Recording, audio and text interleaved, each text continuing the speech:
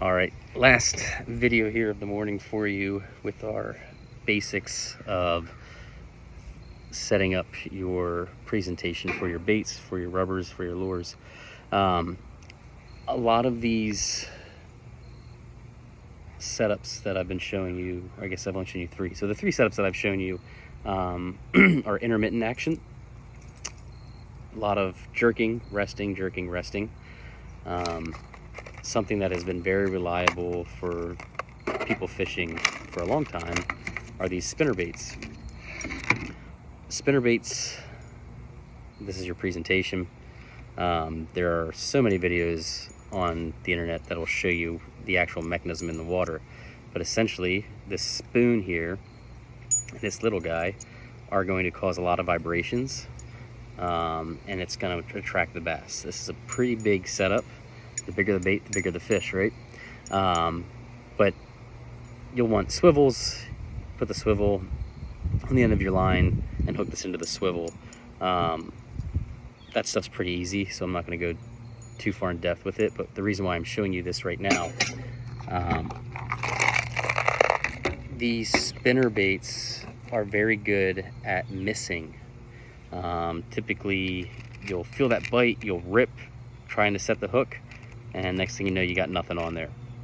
So what the geniuses who fish quite often have come to realize is you want a trailer hook. This is a hook, typical hook, but it's got a rubber coating on top of the eyelet. And why that is important is because when you want to set a trailer hook up, all you have to do is take the big old hook on your spin bait, take your rubber eyelet. Pay attention to the presentation of the hooks, right? Right here, they're both pointing up as opposed to inversely, one up, one down. You don't want that. You want them both pointing up. This is going to protect you from getting snagged on the bottom or anything that's beneath your bait as you're coming through the water.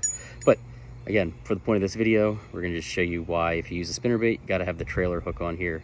So you take your trailer hook, there's an eyelet, come through the hook on the spinner bait itself.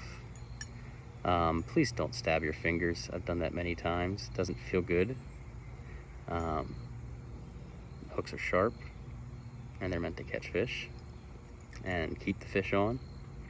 So just be careful with that. But now look at this presentation. Now the hook right here is in the back with the long rubber trailers of your spin bait. So if a bass can't catch up to the hook itself, but think they catch up to the bait, you're missing those 3 inches of opportunity to catch that fish. Remember, as I said, with the rubber worms, typically bass will bite, and what they do is it's really neat. You got to watch the videos or Google the videos. What they do is when they go after fish, they take their teeth and they descale it, and then they come back in for a second bite.